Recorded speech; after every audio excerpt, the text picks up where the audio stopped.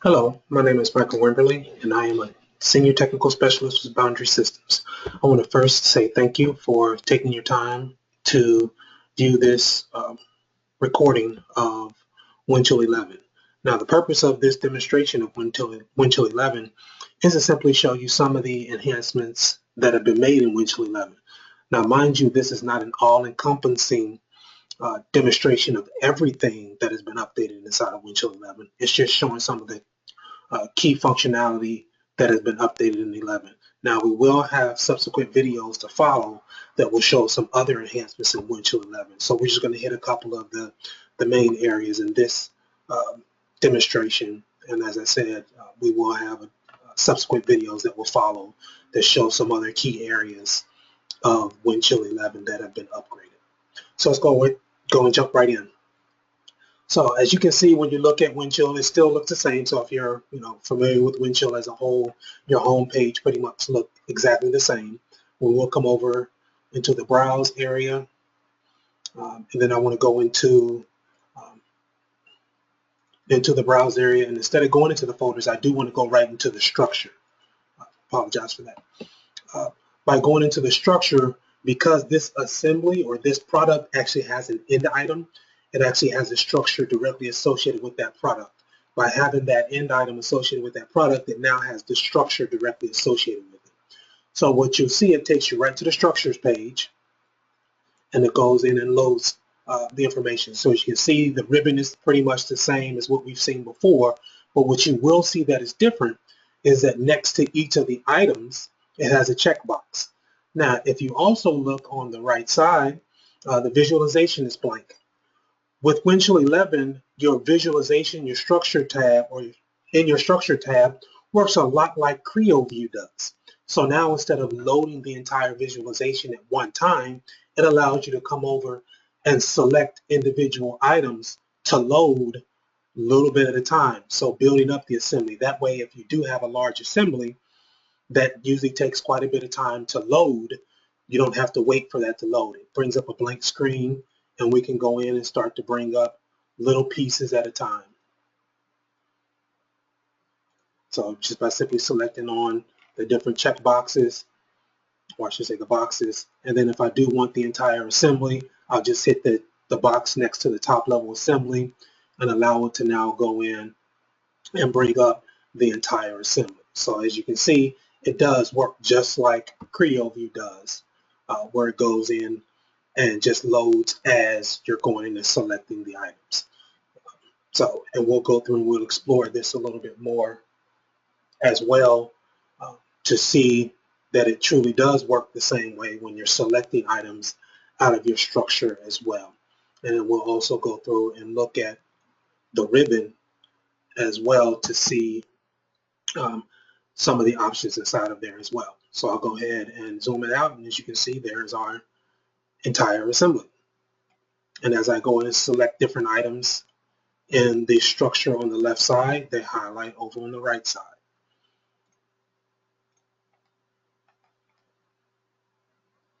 And as I highlight things inside of the visualization, it highlights them in the structure.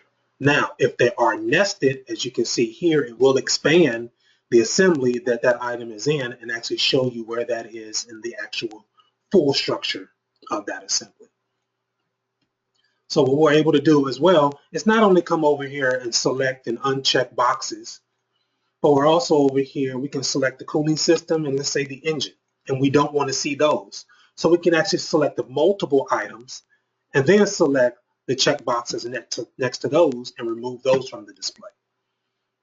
We can go through and select individual assemblies, or we can go in and select the whole line of assemblies and remove each one of those from the display all at one time.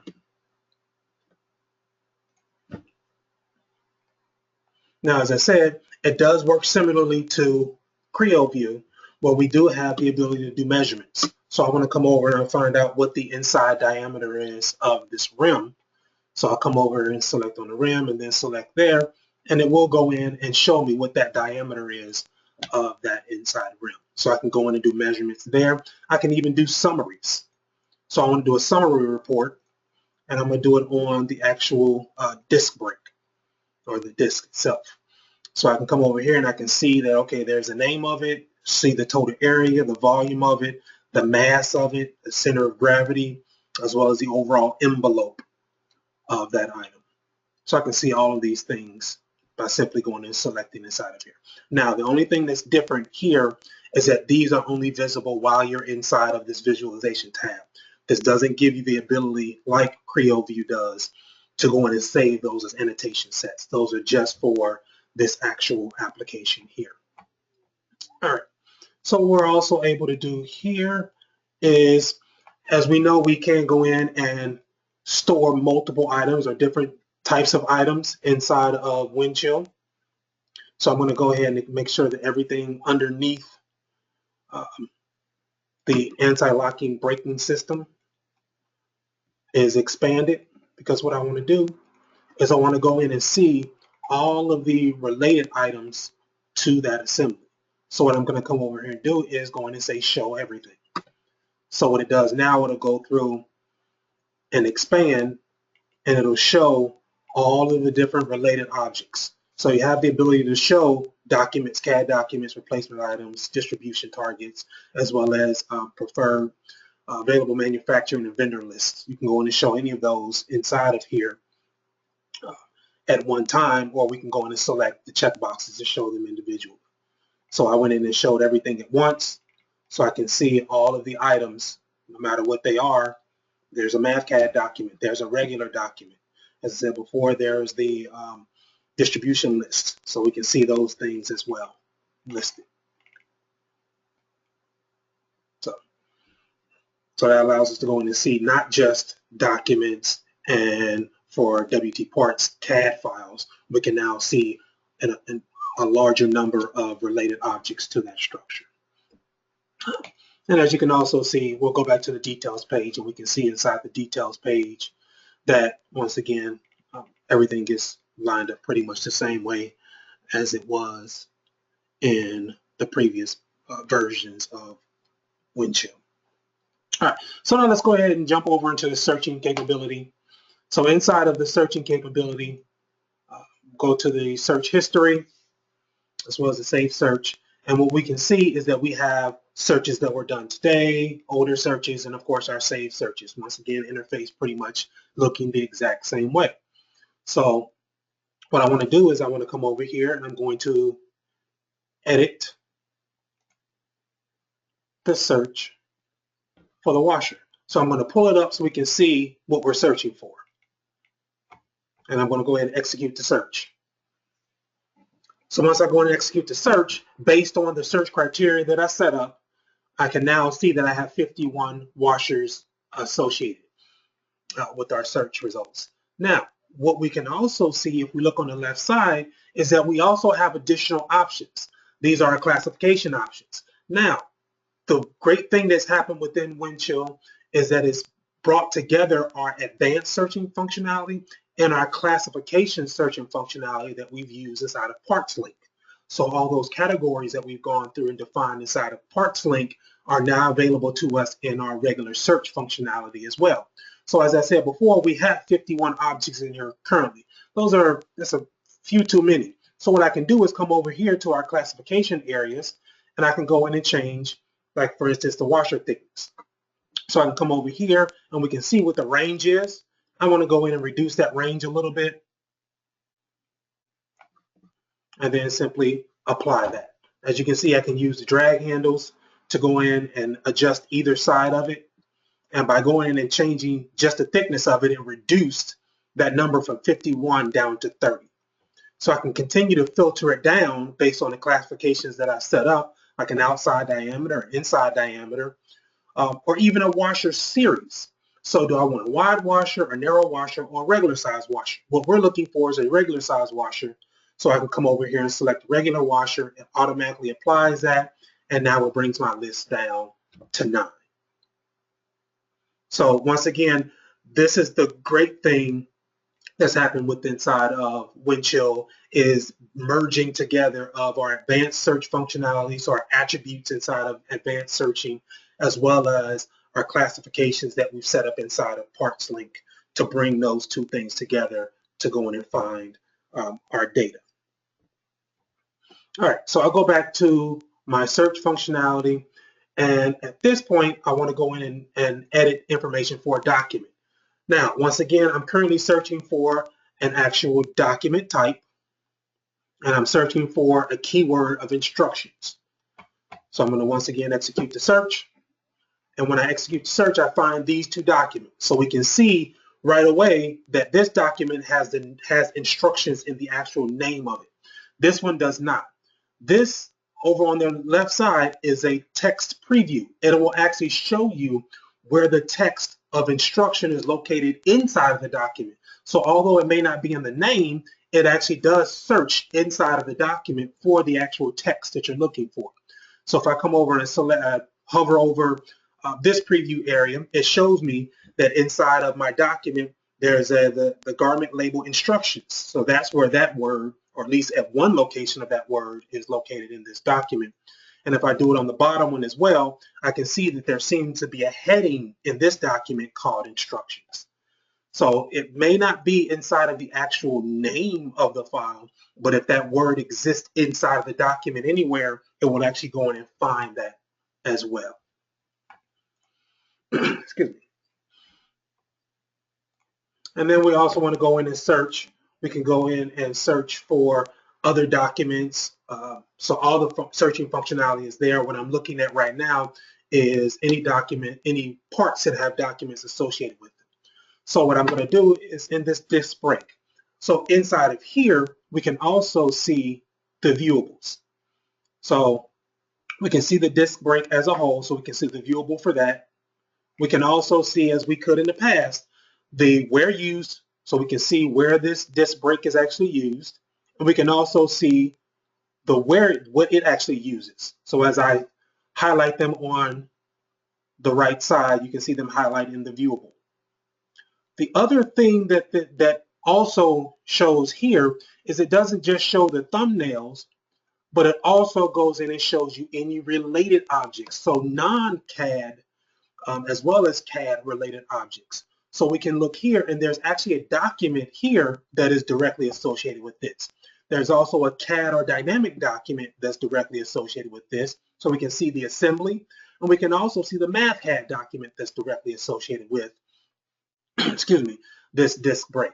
So it not only shows us the CAD related objects, but any other objects that may be associated with it. If it had changes in process, it will show us the changes. If we have process plans associated with it, it will show those as well. So it shows multiple things. It's a lot more intuitive and a lot more useful because it shows not just CAD information, but it's almost like going into the information page for that object directly. All right, so this is our normal search that we would use directly inside of Windchill. There has been an additional enhancement with Windchill as well, with PTC going into the Internet of Things. So basically bringing the internet, bridging the gap between internet functionality and your core Windchill and Creo functionality. So with the Internet of Things and using their ThingWorx functionality, they've created this PTC Navigator. What this is an application that can be used to go through and retrieve data directly from your Windchill objects. This is an example of using the Windchill objects, but you can also go through and use this same functionality to retrieve information from other applications, other softwares, even like your ERP system. So you can directly integrate it with SAP to go in and now pull data directly from SAP in a customizable view to see the information that is deemed necessary for anyone to view. Now, the purpose of this is not, I mean, engineers can use it, but we also have people that don't necessarily need to access Windchill directly. So they don't need to be a heavy user. They don't need to be a light user. They just want to be able to search and view and get information. So we could be talking about somebody on the production floor just finding something. We could talk about marketing. We could be talking about purchasing, whatever it may be. And they can come through and find any information that they're looking for. So, for example, we can go in and view a document. So I want to come over here and I want to search for a document.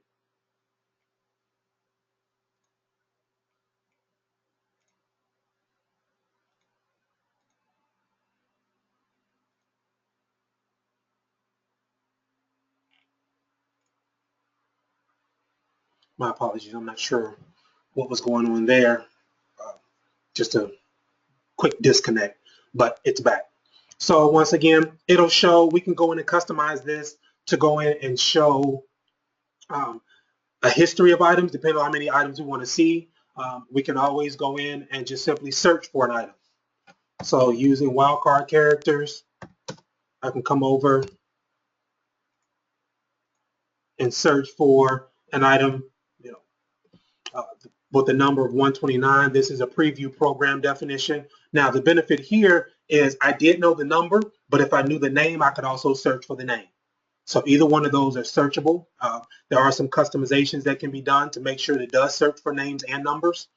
And if I had a representation of that currently available, I could go in and view that representation. Currently for this document, I don't have a representation, but I can go in and open this up directly. It tells me that it is a Word document. So I can come over and open it up directly inside of Microsoft Office. So to bring it up in Word.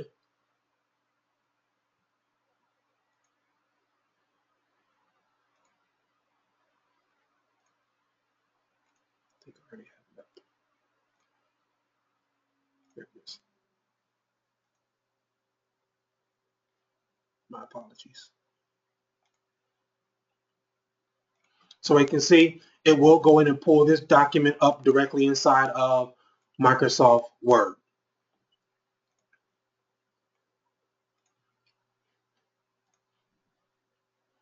All right, so we can now go back to the search, or we can go back to our navigator where all the different icons are. So now we can go in and search for our CAD data. So what I want to do is I want to come over here. I want to search for a parts list. So for this parts list, I want to search for my anti-locking brake. So I will go in and use this as a history. So I can come over here and select on this, and it'll go through and show me my parts list. Now I will show you another one as well. So as you can see, it's actually coming over now and it's populating everything as a parts list.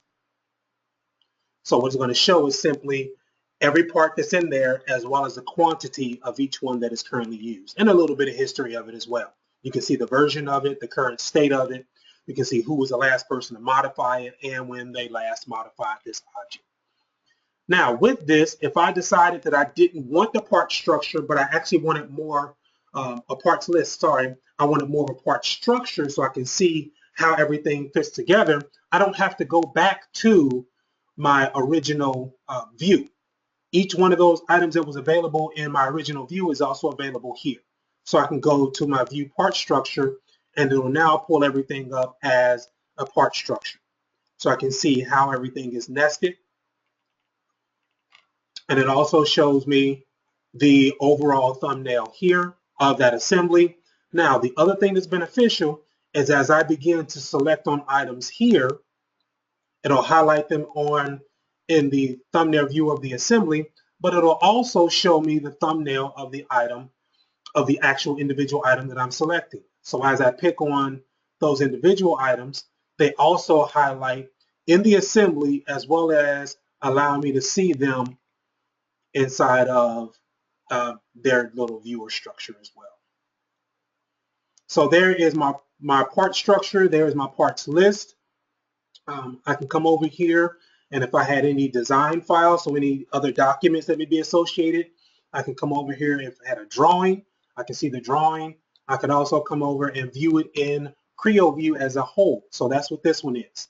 It's now allowing me to go in and view this document or this assembly inside of Creo view. So as we saw before, because it is an assembly, it doesn't bring up the viewable right away. So I'll come over here and select the checkbox to show everything. And now I can come over here and do my true markups as well. So I can go in and select diameter. I want to see what the diameter of this is overall. I can come over here and do a distance. And I want to see what the actual thickness of this is. And then just like I did inside of my structure, I can do a summary.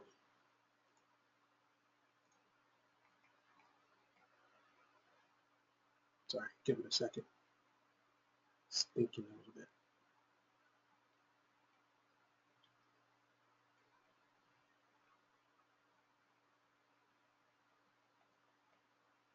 Still thinking. Okay, well, we'll come back to that.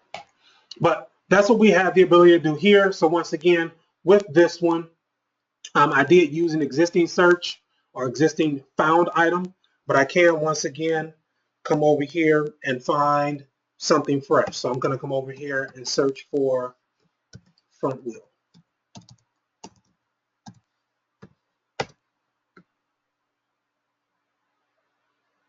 And what it does, it now goes through and executes and it finds everything that is front wheel. So as you can see here, I have a drawing directly that I can come over and view. Once again, by selecting on it, it automatically brings up the drawing in a viewable that will allow me to go through and view that drawing inside of Creo View.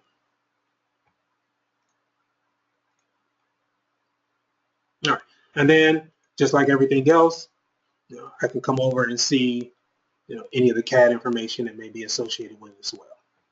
So I need to download anything.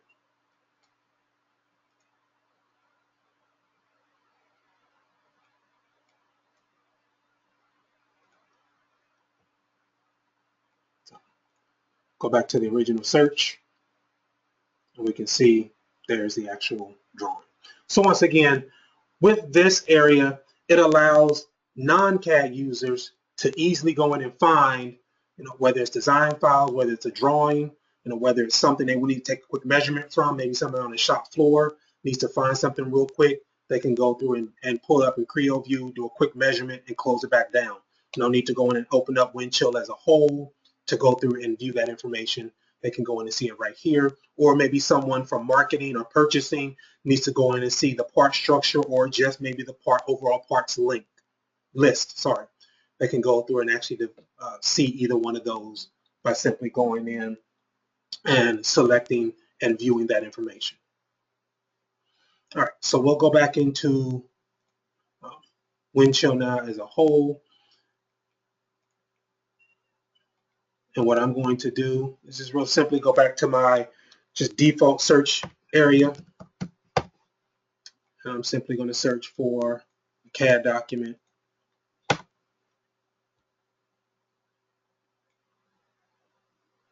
Actually, I'm going to search for CAD document and a part. All right, so what I'm looking for is simply this front wheel assembly. So I'm going to come over here and go directly into the information page of the front wheel assembly.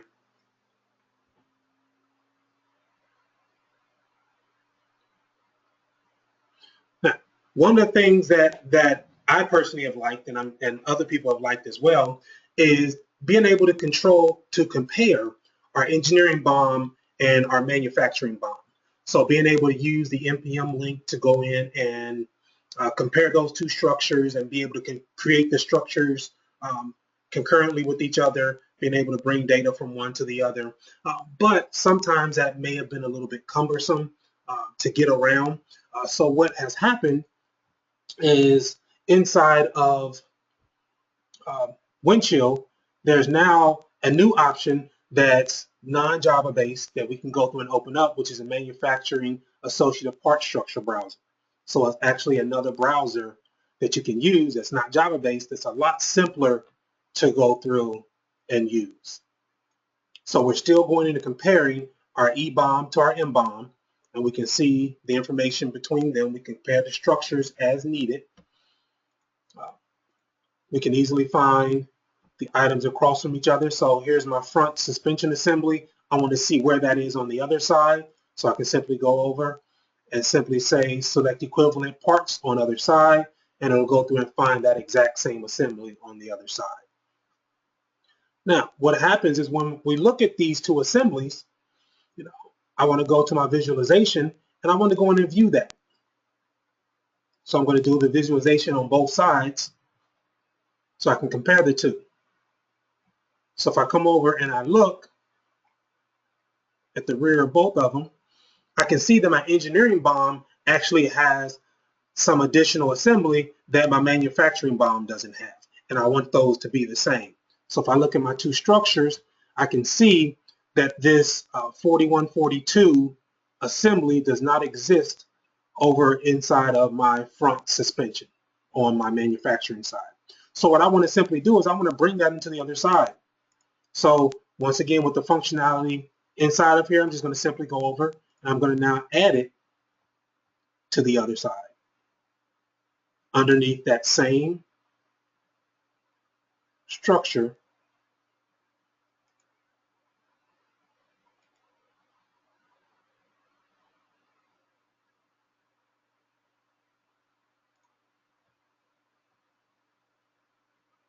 And what we can see immediately once we do that, we pasted it in there, and now it's gone in and it's updated that assembly. So now those two assemblies are more like each other.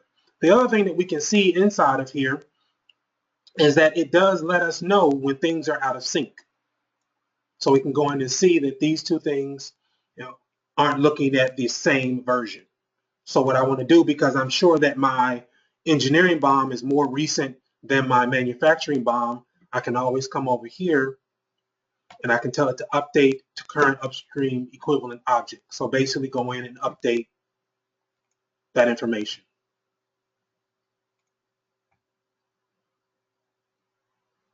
So we can see that now those things are synced up.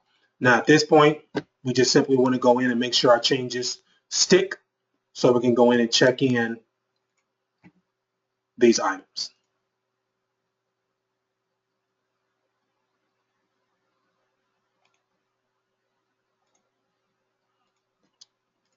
So makes it a lot easier, once again, visually to go through and update your items to see what's out of date and what's not out of date. And then once again, simply being able to take an item from one side of my structure to the other side of my structure to go in and update it and have those items visually update so I can see that everything is where it needs to be. So the last thing that I want to mention is that inside of Windchill, or inside of Creo, I'm sorry, there are two things that you can that are enhancements as well. One of them is the design exploration, where you can go through and basically create branches inside of your assembly and try different alternatives or whatever it may be inside of that assembly.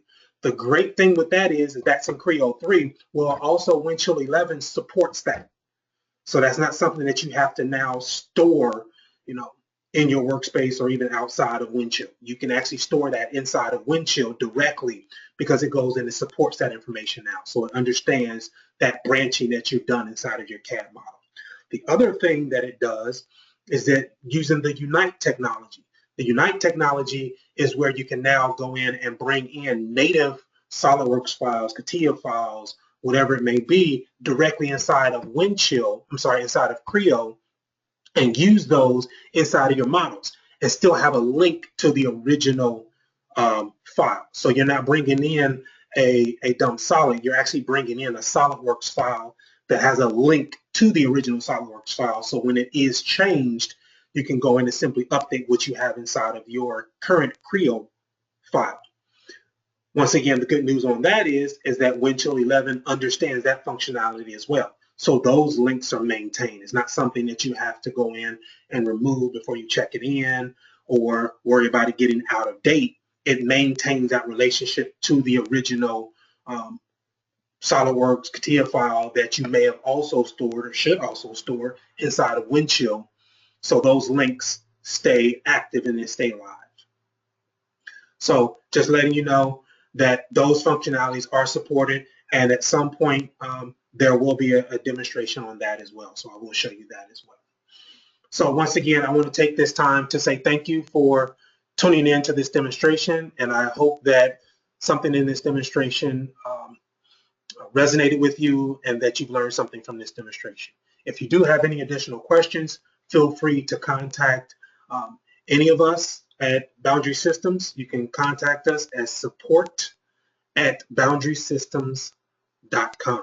That's once again support@boundarysys.com, and that's BOUNDARYSYS.com. Thank you, and